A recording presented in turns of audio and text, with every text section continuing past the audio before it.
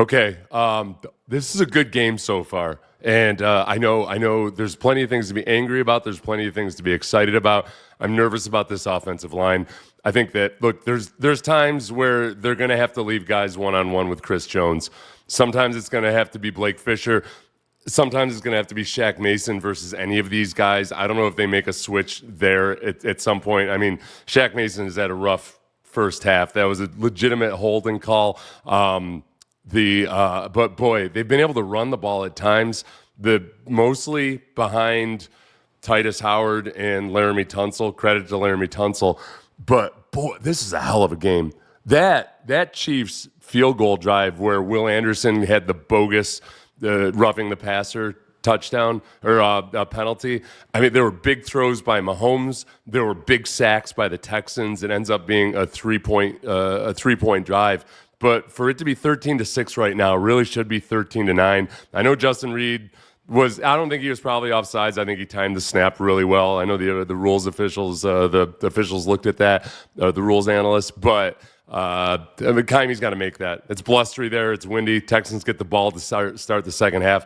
Some really, really, really good things offensively, but then, man, Xavier Hutchinson and the other guys, you got to hold on to the football. John Mechie has held on to the ball a couple times, including taking that hard hit the first time, going to the ground that second time. That's going to be a great story. If John Mechie comes out of this with a big game and he doesn't have any issues holding on to the ball, he's had issues with drops going back to training camp.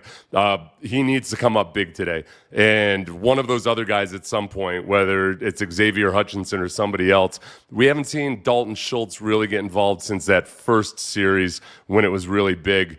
And I'm not, look, as far as the rules and officiating and everything goes, there have been some dicey situations on both sides of the ball. Eric Murray breaking up that pass which really, I mean, he broke it up at the last possible moment. If the receiver holds onto the ball for just one more body roll through the ground, that's a reception there. Oh, of course, that got negated at the very next play by Travis Kelce, who you can't. It's playoffs, Travis Kelce. Travis Kelce in the regular season was going down with a slight nudge. He's not doing that today. I know they showed the little montage of all the times he was open and complaining about not getting the ball, and then they went to the sideline, and the sideline reporter was saying, and he never worries about whether he's getting the ball or not. Part of the reason he's not getting the ball is because the Texans pass rush is doing a really good job, and they're doing it with a four-man rush at times, so they've got to keep that up.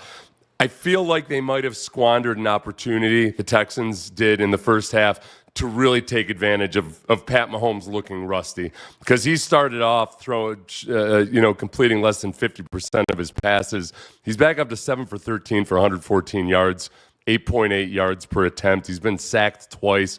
CJ's 6 for 10 for 102 yards. He's been sacked 3 times. And they've just got to let it. There's going to be times where they just got to depend on those offensive linemen to pass block, and they're not going to be able to do it all the time. CJ's just got to continue to manage when to run, when to throw it away, all of those things. I think he's actually doing a pretty good job of it. Nick, I'm going to disagree with you right here because you said it's unwatchable.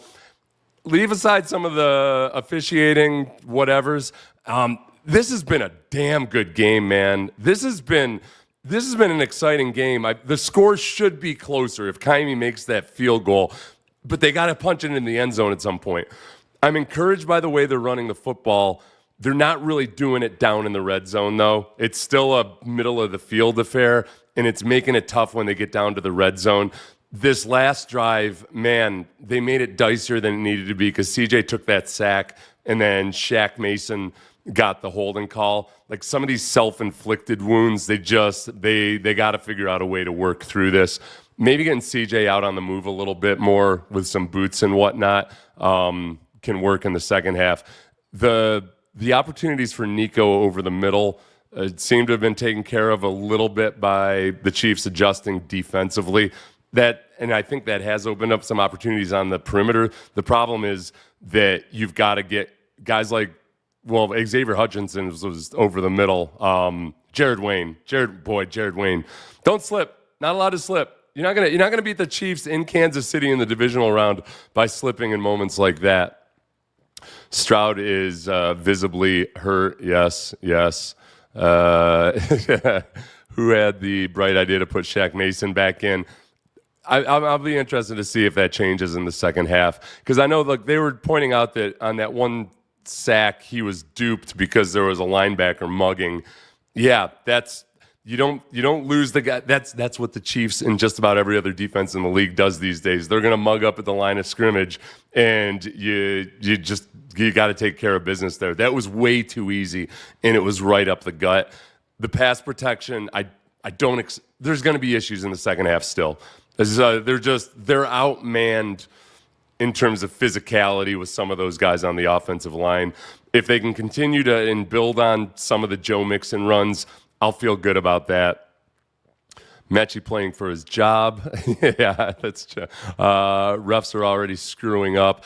I'm not gonna get too wrapped up in the refs right now. It's just too. It makes watching football too miserable. There have been some 50-50 calls on both sides of it. Don't do this to yourself, lawnmower man 44. Don't do yourself. It's hard to win in refs kingdom, but also it's hard. Whenever you're facing a quarterback like Pat Mahomes, whether he's with the Chiefs or anybody else, they're going to get some calls. That was extreme bullshit on the roughing on Will Anderson. I'm not going to deny that. For whatever it's worth, on the next play or two plays afterwards, he got that tackle where if they had really wanted to be persnickety, I suppose they could have flagged the little grazing of the face mask.